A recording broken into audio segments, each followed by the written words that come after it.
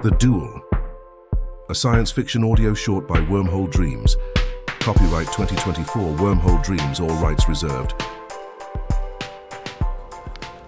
The neon glare of galactic games flickered mockingly in my peripheral vision, casting long, sinister shadows across the cluttered aisles where I once reigned supreme. It was a kingdom of pixelated adventures and polyphonic soundtracks, but now it had become my personal purgatory.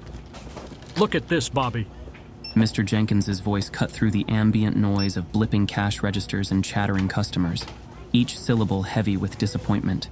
He held up a crumpled receipt like it was some kind of contaminated evidence. You rang up this sale under the wrong code. Again. I shifted uncomfortably, feeling the weight of his gaze like a physical pressure on my slouched shoulders. Yeah, sorry about that. Mr. J, multitasking isn't exactly my... Your forte? I know. His voice grew louder, confidingly harsh. You've been goofing off. You spend more time organizing your fantasy football league than you do actually working. This isn't just a game store, Bobby. Galactic Games is a serious business with 125 locations nationwide. And you, Bobby, you're bad for business. The words stung, festering in my gut like a digital virus corrupting my core. I wanted to argue, to tell him that I could be better, that I would be better. But the truth is, I knew I wouldn't. Gaming was my passion, not stocking shelves or tallying inventories. Are you even listening to me? Jenkins snapped, bringing me back to the grim reality of my situation. Listening, yeah. Processing? That's another level, I replied, my tone edged with the sarcasm that was my default defense mechanism. He sighed, rubbing the bridge of his nose between thumb and forefinger, the universal sign of managerial migraine. Bobby, I'm gonna have to let you go. You're fired. Fired. The word echoed in my head, reverberating against the hollow realization of failure. I nodded numbly, collecting the few personal items from my locker: a keychain, a faded comic book, and a half-empty bottle of energy drink. Goodbye, Galactic Games, I muttered under my breath as I pushed through the exit for the last time, the door chiming a farewell I barely registered. The world outside was rapidly succumbing to twilight's embrace, shadows stretching across the pavement as I trudged home. Home. If you could call the musty basement of my mom's house that. At 28, it wasn't exactly the bachelor pad of legend. Once inside, the familiar descent into the subterranean lair brought a perverse comfort. The air was thick with the scent of old books and mildew, but it was my realm. Collapsing into the worn groove of my gaming chair, I booted up my console and slipped on the headset. The screen came alive with vibrant colors and adrenaline-pumping action, a stark contrast to my drab reality. Time to unleash the destroyer, I said, referring to my gaming alias. A wry smirk tugging at my lips as I logged into my avatar. This virtual battlefield was where I thrived, my dexterity and strategic cunning unmatched. Let's show them what you're made of, I whispered to myself, fingers dancing over the controller with practiced ease. In this world, I was feared, respected. I was somebody. And as the electronic symphony of warfare filled the room, for a fleeting moment, the sting of today's defeat faded into the background, replaced by the thrill of the game. Here, in the glow of the screen, I could forget the mess that was my life. If only until the next sunrise. The flicker of the screen dimmed as a shadow loomed over me, the harbinger of reality intruding on my digital conquest. Bobby, there's a man at the door asking for you. Mom's voice sliced through the virtual gunfire and explosions. Who is it? I grumbled, pausing mid-battle and swiveling in my chair to face her. Pixelated light danced across her worried expression as she wrung her hands. Looks like a businessman. He's persistent. I don't think we should let strangers in, Bobby. Her eyes darted nervously towards the stairs, leading up to our modest living room, a fortress away from my electronic haven. Businessman? At this hour? Confusion knotted my brow as I stood, tossing the headset onto the console with a sigh. Fine, I'll handle it. Ascending the basement steps felt like surfacing from a deep dive, the real world pressing in with its suffocating weight. The muffled sound of a heated conversation slipped through the front door. Mom trailed behind me, her anxiety tangible.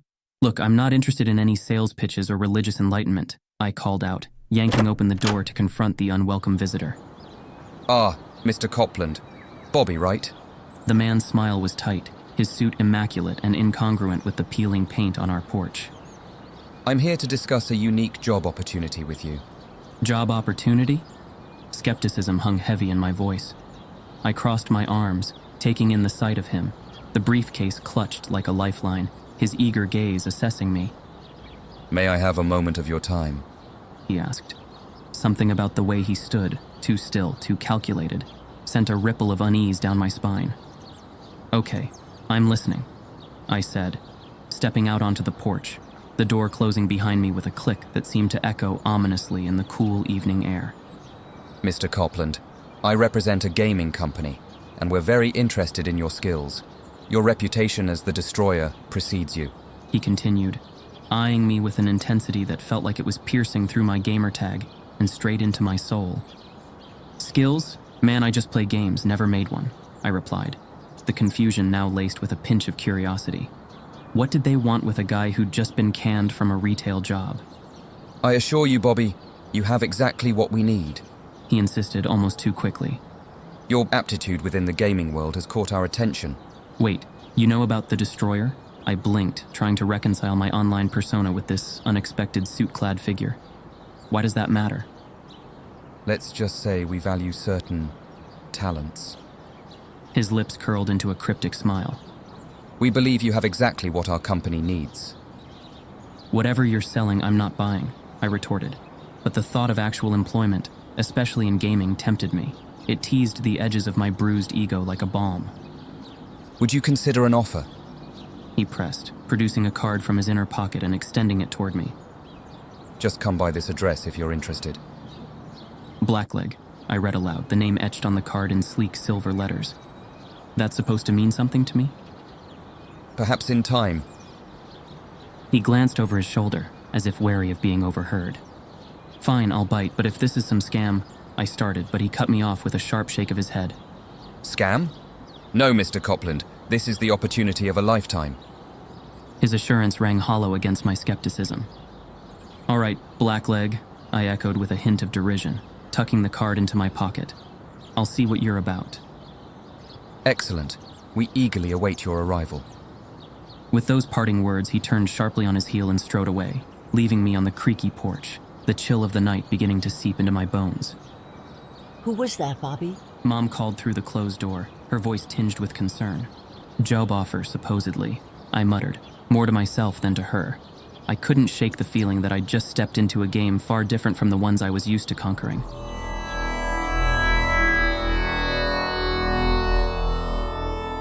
The sour stench of abandonment clawed at my nostrils as I stood before the decrepit building. Its windows were dark hollows, and its door hung crooked on rusted hinges. A shiver crawled up my spine. This isn't what opportunity is supposed to look like. I fished out the card from my pocket, double-checking the address against the faded numbers above the archway. They matched, but doubt gnawed at me. Blackleg, I muttered under my breath, a name that felt more like a shadow than a beacon of hope. I raised my hand to knock. The sound of my knuckles rapping against the wood echoed through the empty street. No one answered. My grip tested the doorknob, expecting resistance, but it turned with an eerie silence, opening to darkness. Hello? My voice was devoured by the void inside. I stepped over the threshold, the air cold and still against my skin. It felt as though I had plunged into a pool of ink. Anyone here? Blackleg? The words hung in the air, unanswered. That's when everything went blank. The next thing I knew, I was blinking awake, the sterile scent of antiseptic invading my senses. Harsh white light flooded my vision, revealing a room that screamed hospital, but something about it felt off. My head throbbed, a dull, persistent drumming that matched the pulse of my heart. Ah, you're finally awake, Mr. Copland. I jerked upright, squinting at the figure that materialized beside my bed. It was him, the well-dressed man from last night. Or was it days ago? Time seemed slippery. Where am I? The question tasted like fear on my tongue. Currently, we are aboard a spacecraft en route to a distant planet. His tone was matter-of-fact, as if discussing the weather rather than interstellar travel. Spacecraft? Right. And I'm the King of England, I scoffed, pushing off the bed, ready to storm out and demand answers. This had to be some sort of sick prank. Please, Mr. Copland, I assure you— Bullshit, I'm out of here, I shouted, cutting him off. But as I took a step forward, my body seized. An invisible vice gripped me, lifting my feet inches off the ground. Panic clawed at my throat. I couldn't move. See for yourself. His voice remained calm. Let me down, I barked, my heart pounding against my ribs. Of course. Abruptly, the force released me, and I stumbled back onto my feet, my limbs tingling with pins and needles. Explanations are due, I suppose. He moved closer, his eyes searching mine for understanding. You've been selected for a task far greater than any game you've played, Bobby. Selected? What kind of game involves kidnapping and space travel? None that you know of. He replied, a cryptic smile playing on his lips. But your role as the Destroyer offers you a unique opportunity. Who are you people? The question came out as a growl, my patience fraying. Patience, he said, holding up a hand. All will be explained soon. For now, rest. You'll need your strength. Rest? You expect me to just lie down and accept this? I don't even believe. My protest died on my lips as I caught sight of a small window, revealing a tapestry of stars against the pitch-black vacuum of space. Believe, Mr. Copland, because whether you trust your eyes or not, the truth remains. You are far from home, and our journey has only just begun. Journey to where? I asked, my voice barely above a whisper, the anger giving way to a kernel of awe. Patience, he repeated, his gaze unwavering. You'll see soon enough. Damn it, I muttered, collapsing back onto the bed. The universe had just opened up to me, and all I could think about was how much I wished this was just another level I could rage quit. But when I started to protest, all went black again.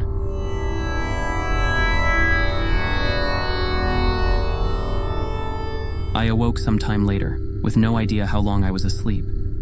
The sterile white of the room seemed to mock me.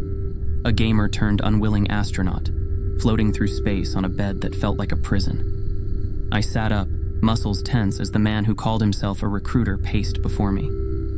Hello, Bobby. It's time for me to explain our situation, he said, his tone clinical. I represent the Kamara from the planet Xylophos. We have an issue with our neighbors, the Nawas. A dispute has escalated, and it must be settled in the customary manner. Something we call the Duel. Duel? My voice was a dry croak, disbelief etched into every word. Okay, why drag me into your interstellar spat? Your title, the Destroyer, he stated as if it explained everything. Our laws permit any being with the same title of our challenger to stand in for our champion, and even an alien from another world, like yourself. Wait, you want me to fight someone called the Destroyer? Panic laced my throat. Look, I'm not some action hero. The Destroyer is just my gaming name. I don't fight. I play video games. What does this Destroyer look like? Of course.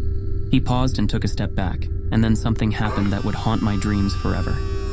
His head split open like a grotesque flower, revealing a small creature nestled inside, its fur bristling. 6 inches tall and uncannily rat-like, it stood on 2 legs with an unsettling grace. My stomach churned as he introduced himself. I am Blackleg. Are you kidding me? I stared at him, or it, in horror. You're like a sci-fi fever dream. Please compose yourself and listen. As you can see, you are physically much larger and stronger than I, regardless of your inferior intellect. I've heard that before, I said, expressionless. Fortunately for you, the Nawas are of the same species as the Kamara. How does this make me fortunate? They are the same species, and therefore the same stature. Size is your advantage. Also, your opponent is not allowed to use advanced weapons, which he could easily defeat you with. Blackleg pulled out a miniature sword no longer than my pointer finger. This is the only weapon that combatants in the duel can use. What? I can't fight with that toothpick. You don't need to. Your size alone will win this duel. Win? How do I win? Despite the absurdity of it all, fear gripped at me. Was I really expected to fight and possibly get killed over some alien grudge? I will prepare you to meet the Destroyer, but keep in mind, this is merely a formality. Your opponent will yield when he sees you. You just need to follow my instructions, and this will be over soon. And you will be rewarded handsomely. You sure this guy is going to yield? He's just going to give up when he sees me? Yes, and all you have to do is show up. Just think of the wealth, Bobby. Blackleg's voice was a discordant chime as he skittered across the metallic surface of the room. Millions in your currency will be yours once you are victorious in the duel, and you will be victorious. Money. The word echoed in my brain like the blips and bleeps of the countless video games I'd played. Funny thing, money. It never meant much when you're living in your mom's basement. But millions?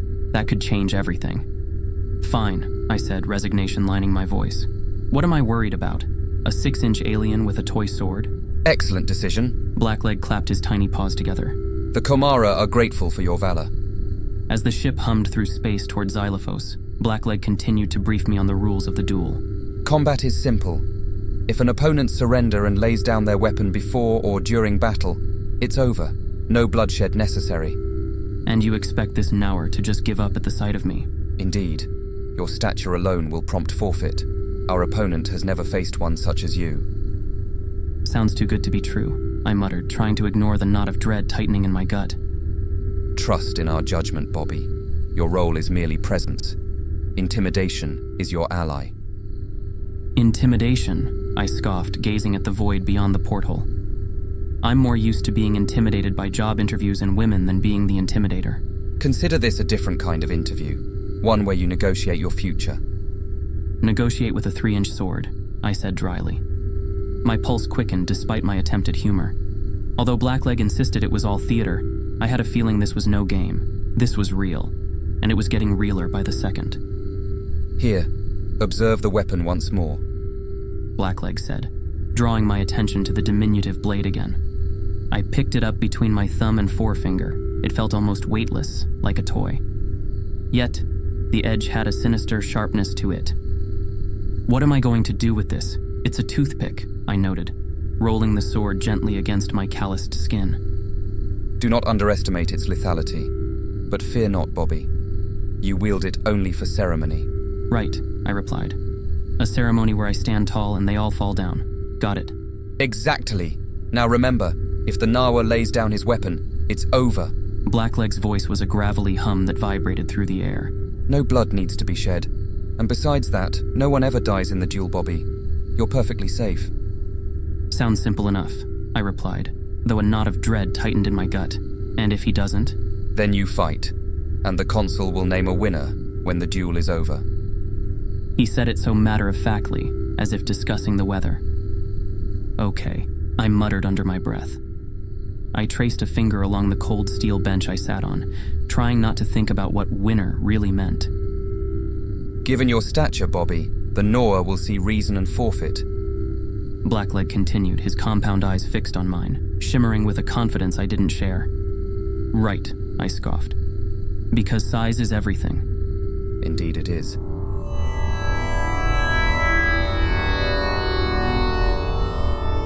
The ship shuddered as we entered the planet's atmosphere, and without delay, we were ushered into the sweltering heat of the Xylophian arena. No greeting, no introductions, just right off the ship and into an alien Roman Colosseum. The air was thick with the scent of alien sweat and fervent excitement, as thousands of rat creatures chittered and squabbled in the stands.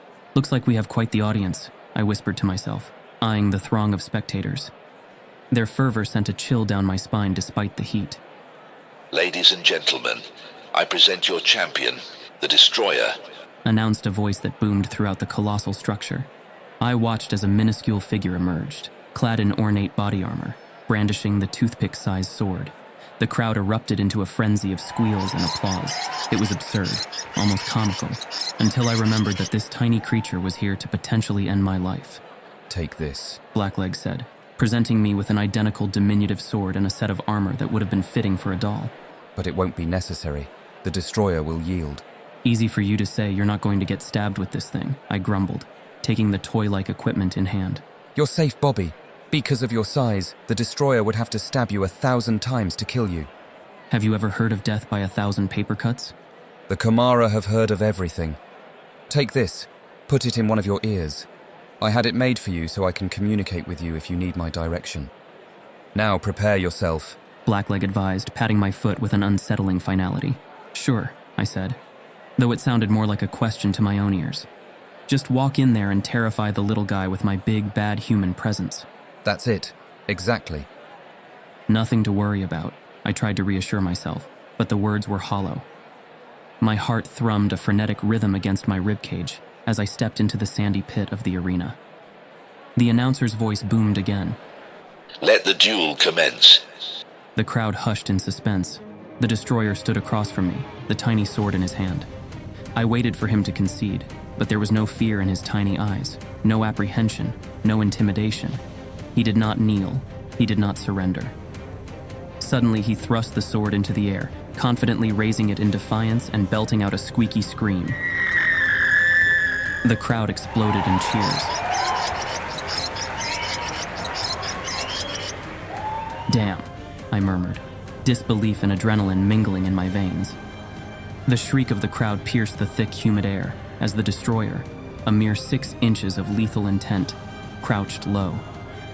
My palms were slick against the hilt of the absurdly small sword, my breathing shallow. Fight with honor. Blackleg's voice echoed in my earpiece, but his confidence seemed misplaced now. "Right," I muttered under my breath, squinting at the tiny warrior across from me. "Honor." I expected a charge, a straightforward assault. I was wrong. With the grace of a compressed spring, the destroyer launched himself into the air. 6 feet felt like 60 as he soared, and before I could process his trajectory, a hot lance of pain seared through my shoulder. His tiny sword had found its mark. "Damn it!" I cried, clutching at the wound. The blade was minuscule, but the agony was monumental. Shake it off, Bobby. He's coming back around. "Easy for you to..." Argh! Another sting, this time grazing the side of my face. I stumbled back, nearly blinded by both the pain and the blood trickling near my eye. Watch your throat. Blackleg warned, his voice betraying a hint of concern for the first time. "Trying to," I spat back, swiping at the air where the destroyer danced just beyond reach. "Come on, big human. The destroyer taunted in a voice that was chillingly high-pitched, yet filled with malice. Are you not the destroyer?" "Shut up," I snapped, swiping at him with my hand again, but my movements were too broad, too slow. "Focus, Bobby," I told myself. "Don't let size fool you." Size isn't everything, Bobby. Blackleg yelled, a note of desperation creeping into his voice. "Thanks for the reminder," I shot back, wincing as another jab nicked my neck, perilously close to my jugular. End it. Bobby, now! "I'm working on it!" The words came out as a growl. After the destroyer's tiny sword sliced me for the 5th time, leaving a trail of blood in its wake, the tension in the arena escalated. With a swift and agile move, he propelled himself off my chest, executing a mesmerizing triple somersault that seemed to defy the laws of physics.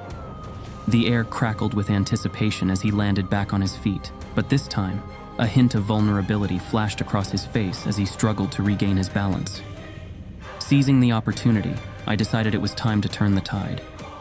Determination fueled my every move as I lunged forward, fully aware that capturing him was the key to victory. I dove towards him, my body cutting through the air like a missile, my hand poised to grasp the elusive adversary. The ground rushed beneath me as I slid on my belly, closing in on the little monster who had proven to be a formidable opponent. But just as victory seemed within my reach, a sudden twist of fate disrupted my plan. In a breathtaking display of agility, he rebounded off my outstretched hand, soaring into the air with an almost ethereal grace.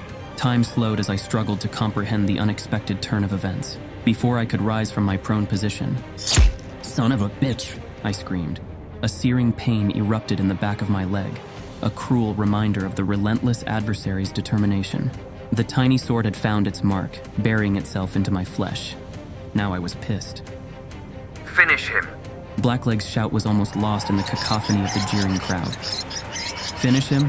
I haven't even started," I roared, driven by only primal fear and fury. In a desperate, clumsy dance, I dodged and weaved, trying to anticipate the next strike. Left! Blackleg screamed. I pivoted, barely avoiding a thrust that would have skewered my eye. Right. His voice guided me again, and I sidestepped just in time to feel the brush from the destroyer's missed strike. Down. This time I obeyed instinctively, feeling the rush of air as the tiny warrior sailed over my head. But this time his tiny foot snagged my hair, causing him to tumble out of control. He slammed into the floor of the arena with a thump. He was still for a moment, and I could tell he was stunned, but I knew it wouldn't last long. Crush him! Blackleg screamed from the sideline. "Sorry, little guy," I whispered, and with a swift, brutal movement, my foot came down. The crunch was sickening and final. Silence engulfed the arena, broken only by the ragged sound of my own breathing. The destroyer lay still beneath my boot, his defiance extinguished. "It's done." My voice was a hoarse whisper, heavy with the weight of what I'd just committed. Blackleg entered the arena and stood by my foot. He raised a small microphone to his mouth. I give you the Kamara champion, the destroyer, Bobby.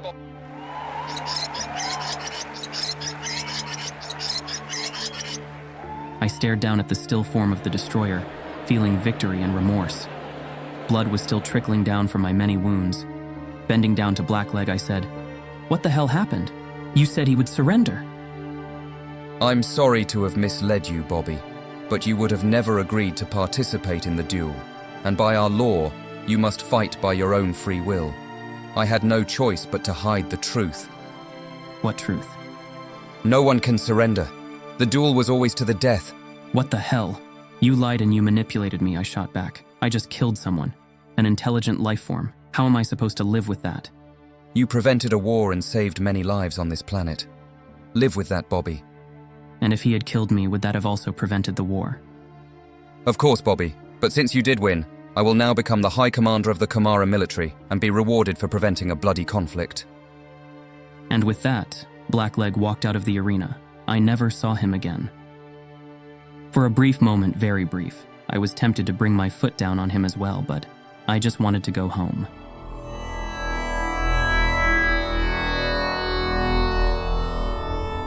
After the Kamara's ship entered Earth's orbit, I was taken down to the surface in a tiny vessel with one of the crew. A scrawny creature, with uncombed fur, wearing a long jacket, and a helmet with some type of weapon around his waist. He didn't speak. I was crammed in a tight compartment and could barely breathe. Apparently, the vessel was invisible, so there was no chance of being seen or detected by radar.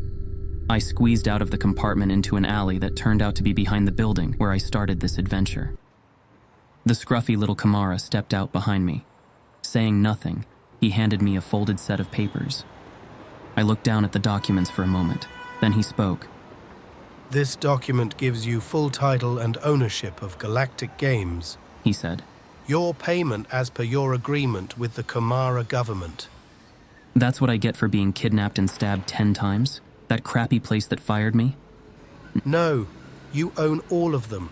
All 125 stores and all holdings of the Galactic Games Corporation. In your currency, it's valued at 200 million. I looked down at the documents again in disbelief. When I looked up, he was gone. No sound, no nothing. Did I just dream this? As I limped away and headed toward home, it was obvious that my injuries and the bloodstains all over my clothes were not the product of a dream. And the $200 million. Damn, that little rat came through after all. The Duel, a science fiction audio short by Wormhole Dreams. Copyright 2024, Wormhole Dreams, all rights reserved.